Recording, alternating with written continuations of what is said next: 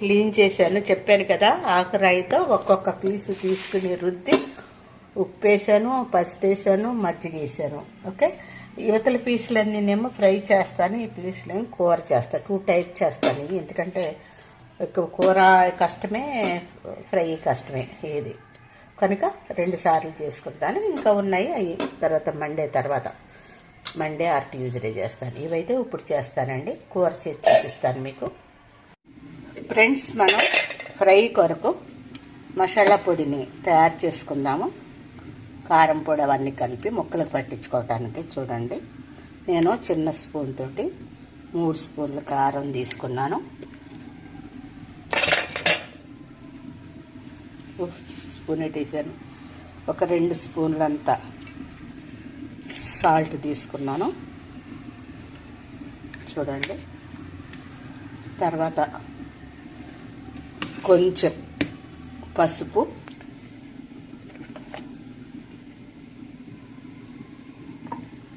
కొంచెం అల్లం వెల్లుల్లి పేస్ట్,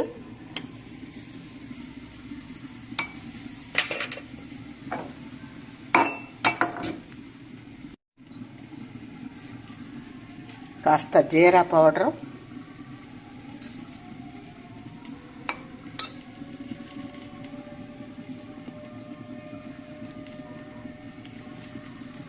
దీంట్లో ధనియాల పొడి, గరం మసాలా పొడి. సో వీటిలో కొంచెం ఆయిల్ పోసుకుందాం. ఫ్రెండ్స్, ఈ మసాలా పొడిలో కొంచెం నేను నూనె వేస్తున్నాను. నూనె వేసి ఇదంతా ఇట్లా కలుపుకొని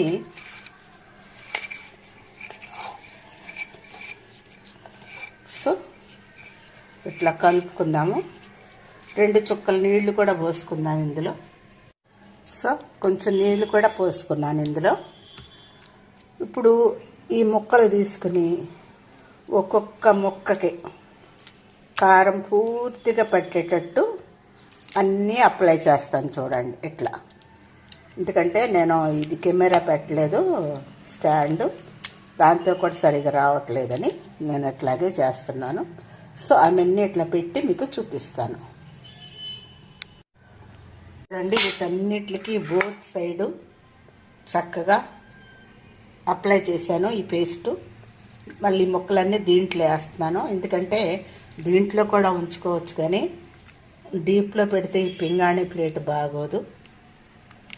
సో అందుకని మళ్ళీ ఈ గాజు కంటైనర్లోనే పెడుతున్నాను. ఇది కొంచెం అది బాగా వెడల్పు, ఇది ఎట్లా ఉంది. సో ఇగో దీంట్లో పెట్టేసి నేను ఒక 1/2 అవర్ ఫ్రిడ్జ్లో పెట్టేసి ఉంచేస్తానండి. ఓకేనా. పీసులు మ్యారినేట్ చేసి పెట్టుకున్నాం కదా, వీటిని మనం ఫ్రై చేసుకుందాము. కోనం చేప అన్నాం కదా, వీటిని ఫ్రై చేసుకుందాం. ముందు బాణలు పెట్టుకున్నాము. దీంట్లో ఆయిల్ పోస్తాను. చూడండి, నేను ఎక్కువ పోయలేదు, కొంచెం చేపలు ఎక్కువ ఉన్నాయి, సమంగా పోసుకున్నాను.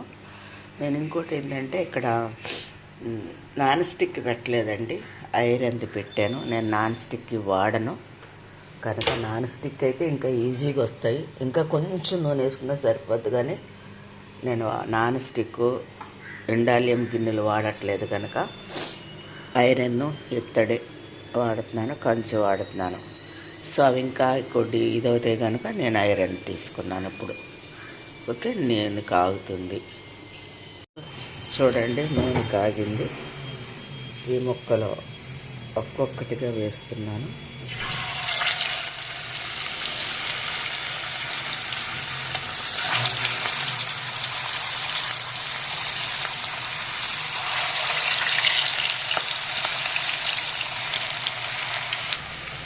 ఇది చూడండి, ఇట్లా వేసాను. 5 పీసెస్ వేసాను.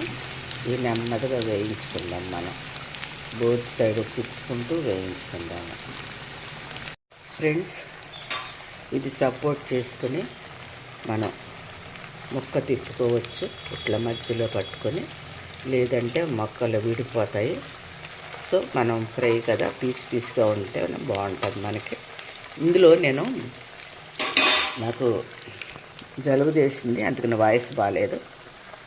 కార్న్ నేను వేయనండి ఎప్పుడూను. కార్న్ వేస్తే క్రిస్పీగా ఉంటుంది, బట్ నాకు లోపల అంతా వేగినట్టు అనిపించదు, అందుకని నేను వితౌట్ కారంతోనే చేస్తాను. ఇది సిమ్లో పెట్టుకుంటే చక్కగా అయిపోతాయండి. ఇంకోటి ఎక్కువసేపు మ్యారినేట్ చేసి పెట్టాం కనుక ఉప్పు కారం చక్కగా ఉంటుంది, ముక్కకు పట్టేసి ఉంటుంది. సో ఇది బాగా డీప్గా వేయించుకుందాం మనం. అలాగే ఈ ముక్కలు కూడా వేయించుకుందాం. ఫ్రెండ్స్, మన ముక్కలు వేగినాయి చూడండి. నెమ్మదిగా ఇట్లా పెట్టుకుని ఒక్కొక్కటి తీసుకుని పెట్టుకోవచ్చు. మీకు అభ్యంతరం అనుకుంటే దాంట్లో టిష్యూ పేపర్ వేసుకోవచ్చు, నూనె అంతా దానికి వస్తుంది. ఇప్పుడు నేను టిష్యూ పేపర్ ఉన్నాయి కానీ తీసుకురాలేదు. సో పెద్ద నూనె ఏమీ రాదు, అది కూడా నాకు ఇది. సో చూడండి ముక్క చెదరకుండా ఎట్లా వస్తుందో.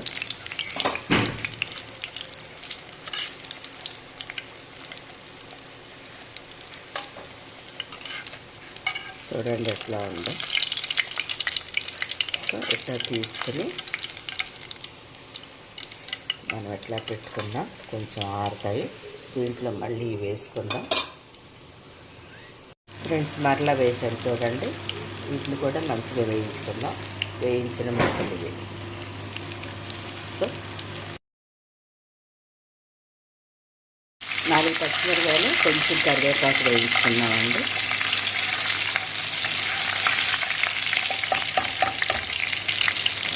ఫ్రెండ్స్, దీంట్లో లాస్ట్లో ఇదిగో 4 పచ్చిమిరకాయలు కాస్త కరివేపాకు వేయించి వేసాను. ఇప్పుడు చెప్పండి మన కోన ఫిష్ కర్రీ ఎట్లా ఉందో. ఫ్రై అండి, నాటు కర్రీ, కోన ఫిష్ ఫ్రై.